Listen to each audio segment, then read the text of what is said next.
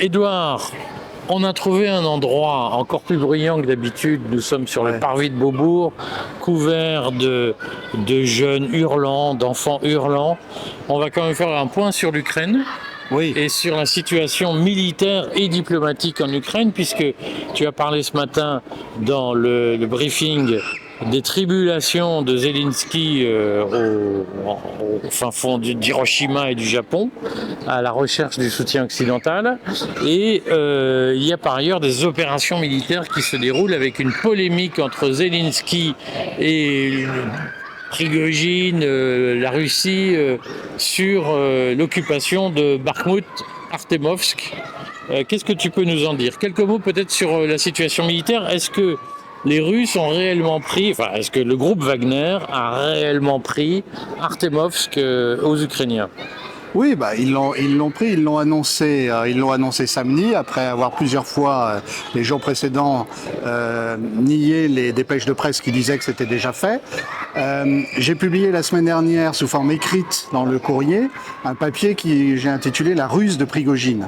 Et effectivement, Prigojine a eu recours à une bonne vieille ruse militaire et que les Russes affectionnent particulièrement, qui est de dire nous sommes faibles, nous n'avons pas assez de munitions du coup les Ukrainiens dans les 15 derniers jours ont envoyé énormément de soldats pour essayer de reprendre Bakhmout et pour attaquer les flancs. L'armée russe était de mèche avec Prigojine, contrairement à ce qu'ont dit tous les médias occidentaux. Ils connaissent pas l'histoire de Napoléon face à Kutuzov et beaucoup d'autres épisodes de l'histoire militaire russe.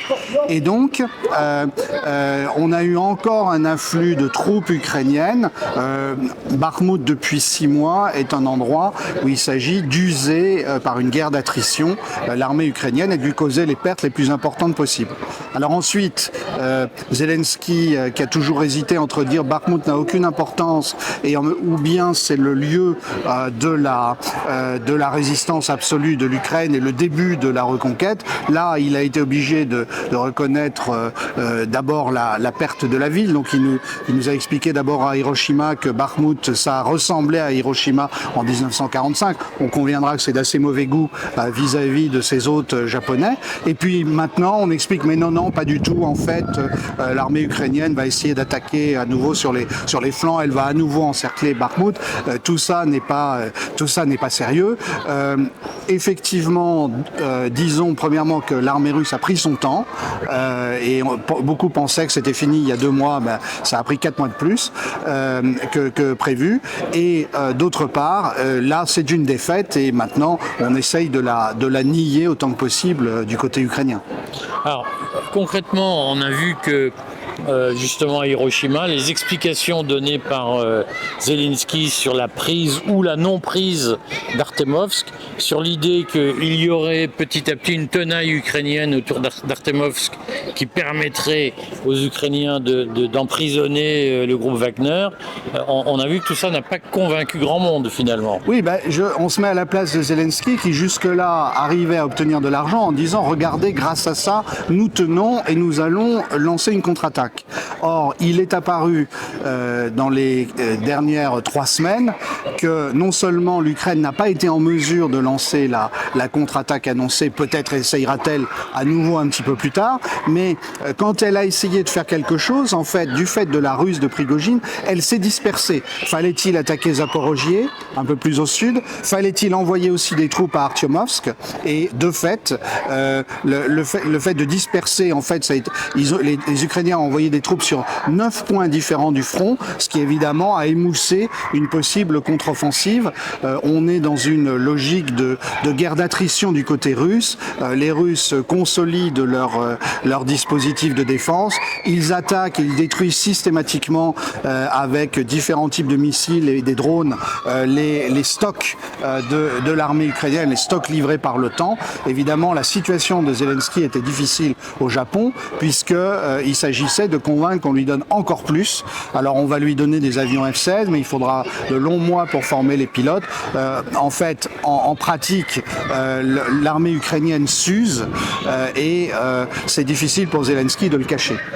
Donc il y a une décision de Biden, tu viens de le dire, de donner des F-16, avec la promesse de ne pas attaquer la Russie avec ces F-16, une promesse d'un don de 375 millions de dollars par ailleurs. Oui, alors on reconnaîtra que c'est comme dans le cas français d'ailleurs avec Macron qui fait voyager Zelensky dans les avions de la République et qui lui envoie des armes. D'où prend-il l'argent? On peut dire la même chose pour Biden. D'un côté, il est en train de négocier avec les républicains, en tout cas les démocrates au Congrès négocient avec les républicains de relever le plafond de la dette et d'autre part, il annonce encore plus d'endettement pour aider l'Ukraine. Tout ça n'est pas très sérieux. On voit bien que le monde occidental est à bout de souffle. Alors ça peut durer encore 6 mois, 1 an. Hein. C'est pas la possibilité de créer de la fausse monnaie pour continuer à vivre. L'Occident le peut actuellement. Moi, je pense qu'il va falloir, et d'ailleurs dans nos interviews aussi, qu'on commence à réfléchir sur l'effet boomerang du point de vue français et du point de vue européen de ce très mauvais calcul qui a consisté à, au lieu d'encourager une négociation entre l'Ukraine et la Russie à un moment, à s'obstiner dans un soutien inconditionnel sur le modèle américano-britannique. Dans la pratique, on a vu que Macron avait prêté des avions de ce qu'on appelait le GLAM avant, un avion du GLAM, comme on disait quand on était plus petit, de la flotte officielle française, à Zelensky pour se balader à travers le monde. C'est quand même curieux comme opération. Alors, c'est très curieux. Macron a donné 2 justifications. Il a dit que c'était important que Zelensky rencontre d'une part la Ligue arabe, d'autre part le G7, et qu'il lui avait donné un coup de main pour ça, pour qu'il puisse faire entendre sa cause. Enfin, ça prouve quand même que Zelensky maintenant a du mal à convaincre. Et deuxièmement, c'était important aussi parce que ça devait aider à la victoire de l'Ukraine. Alors, il va falloir qu'on nous explique comment la France veut avoir une certaine distance par rapport aux événements. En tout cas, c'était la version de Macron au début. Il nous fait le même coup avec la Chine, d'ailleurs, aujourd'hui. Et puis, d'un autre côté, on souhaite la victoire de l'Ukraine et on fait tout pour que Zelensky puisse voyager. Après tout, voyager, c'est que le gouvernement ukrainien est à court d'argent. Bon.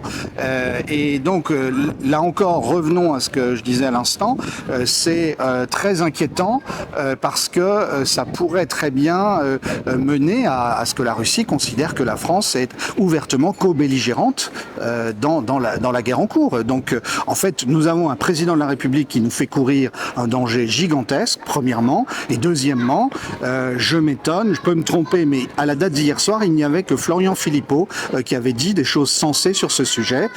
Que fait Madame Le Pen? Que fait le groupe LR, Monsieur Ciotti? Que fait l'opposition de gauche? Il y a un sujet qui est scandaleux.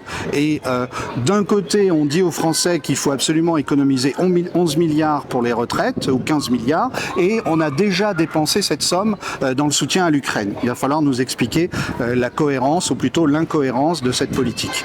C'est l'occasion d'annoncer qu'avec l'ouverture du débat sur la loi de programmation militaire, qui doit couvrir sur 7 ans les besoins de l'armée, on intégrera à nos points hebdomadaires des remarques sur les positions des uns et des autres en matière d'équipement militaire en France. C'est un dispositif important pour le pays, compliqué. Hein, une loi de programmation militaire, ça se négocie toujours avec beaucoup d'acteurs. Il y a le gouvernement, l'état-major, les différentes armes qui ont leurs demandes, les industriels qui ont leurs requêtes.